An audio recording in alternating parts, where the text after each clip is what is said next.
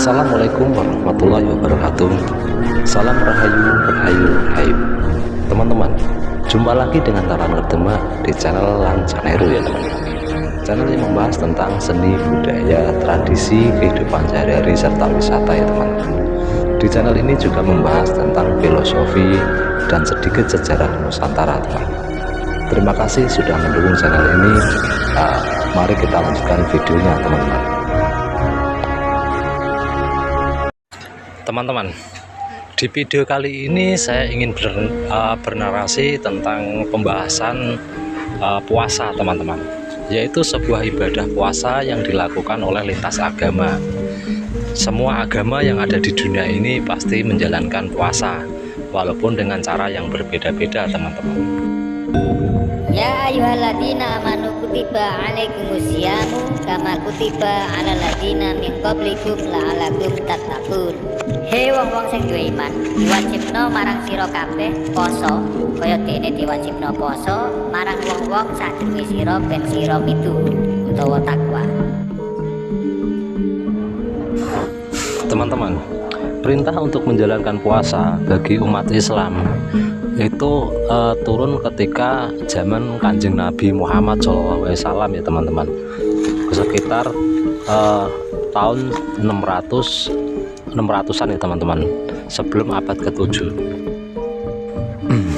Itu artinya sebelum abad ke-7 teman-teman, itu sebelum umat Nabi Muhammad, umat Islam menjalankan puasa, itu umat-umat lain termasuk orang Jawa itu sudah menjalankan puasa. Puasa adalah ibadah yang universal dan ibadah yang paling tua teman-teman. Tetapi di zaman sekarang teman-teman, puasa itu cuma dimaknai sebagai menahan lapar dan haus saja teman-teman. Tapi sebenarnya puasa itu memiliki makna yang lebih dalam lagi teman-teman. Tidak hanya menahan lapar dan haus saja, tetapi juga menahan hawa nafsu teman-teman. Nafsu dari segala nafsu ya teman-teman, termasuk nafsu birahi, nafsu ingin berkuasa, nafsu segala macam nafsu ya teman-teman. Teman-teman, nafsu itu adalah alamiah dan kodratiah teman-teman. Nafsu bersemayam di dalam sedulur papat kita teman-teman, dan harus diajak ke jalan kebaikan agar cahaya yang masuk melalui 9 lubang yang ada di dalam diri kita itu adalah cahaya kebaikan, dan kita menjadi pancer. Dari sini bisa kita simpulkan teman-teman bahwa kenapa orang dulu itu bisa sakti-sakti, ternyata melakukan puasa yang dimaknai secara hakikat teman-teman.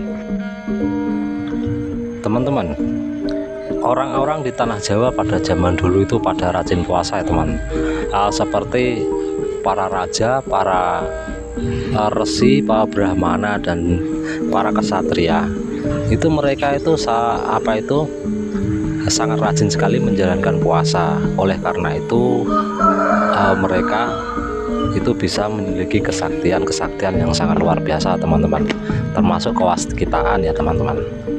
Tetapi puasa yang mereka lakukan adalah puasa secara syariat dan hakikat ya teman-teman, tidak hanya secara syariat saja. Maka dari itu siapa saja orang yang rajin untuk menjalankan puasa itu bisa bisa membawa kita untuk menuju ke apa yang kita inginkan ya teman-teman. Apapun hajat kita, insya Allah bisa terwujud ketika kita menjalankan diiringi dengan ikhtiar dan puasa teman-teman. Termasuk untuk menaikkan level atau derajat kita ke yang lebih tinggi, itu bisa dilakukan dengan cara ikhtiar dan puasa. Teman-teman, sebelum zaman Islam, masyarakat Jawa kuno ya, yang menganut kapitayan, agama Hindu, Buddha, dan kepercayaan lainnya itu juga melakukan puasa ya teman-teman. Teman-teman, puasa itu berasal dari kata Jawa kuno teman-teman, yaitu pasa dan upawasa ya teman-teman. Pasa itu artinya rantai atau belenggu teman-teman, atau diikat tali gitu teman-teman. Sedangkan upawasa itu artinya adalah menahan diri. teman-teman. Untuk kemudian hari penyebutan pasa itu bisa jadi berubah menjadi poso teman-teman, sedangkan upawasa menjadi puasa ya teman-teman. Teman-teman, di dalam kepercayaan Hindu, upawasa itu berarti upa itu mendekatkan diri, wasa itu adalah yang maha kuasa atau sang yang widi. Jadi upawasa itu adalah usaha dalam rangka mendekatkan diri kepada Tuhan Yang Maha Esa ya teman-teman.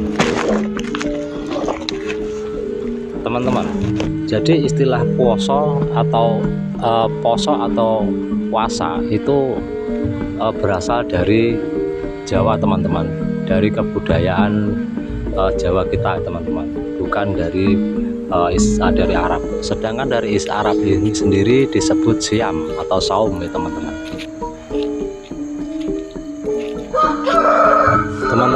Teman-teman, maka dari itu variasi puasa di tanah Jawa itu sangat banyak sekali teman-teman. Dimulai dari zaman awal-awal Islam masuk ke tanah Jawa sampai sekarang, variasi puasa di tanah Jawa itu masih ada ya teman-teman. Teman-teman, tapi ternyata puasa-puasa yang variasi puasa-puasa yang ada di Jawa yang disebut puasa kejawen ya teman-teman, itu mempunyai hakikat yang sama dengan puasa-puasa yang diajarkan oleh agama. Masalah ini ya, masalah bid'ah apa enggaknya itu tergantung dari niat dan pemahaman hakikat dari puasa yang dijalaninya teman-teman. Menurut Imam Al-Ghazali ya teman-teman, itu puasa itu adalah olahraga dan hati teman-teman, yaitu laku untuk mengolah raga dan hati agar sehat ya teman-teman.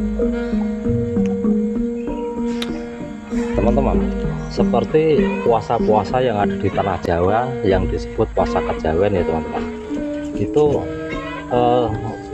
bisa dikatakan sebagian orang mengatakan bahwa itu bid'ah, tetapi kalau dilakukan dengan tujuan agar bisa melatih mental kita dan badan kita serta hati kita agar kuat untuk menjalani hidup, maka itu tidak bisa dikatakan bid'ah karena tidak diniati dengan ibadah ya teman-teman. Teman-teman, puasa dan tapa brata itulah kunci orang-orang zaman dulu bisa menjadi orang yang wasbita, orang yang memiliki kesaktian yang sangat tinggi teman-teman. Teman-teman, kesaktian yang dimiliki orang-orang dari zaman dulu itu ada dua macam, yaitu yang pertama adalah kesaktian dari luar ya teman-teman, yaitu dari bangsa pusaka dan dari bangsa lelembut atau bangsa jin atau perewangan ya teman-teman.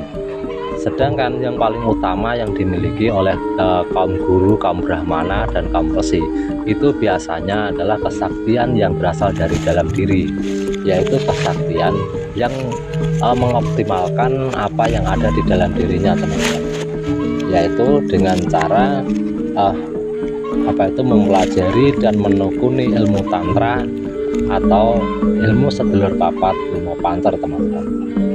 Nah, itulah sumber-sumber kesaktian yang dimiliki oleh orang-orang zaman dulu dalam menjalani kehidupannya dan mampu untuk menciptakan atau membuat sejarah yang spektakuler seperti pembangunan candi dan pembangunan peradaban serta kebudayaan ya teman-teman. Itulah yang bisa saya sampaikan di video kali ini, mudah-mudahan bisa bermanfaat, dan wassalamualaikum warahmatullahi wabarakatuh. Salam rahayu, rahayu, rahayu.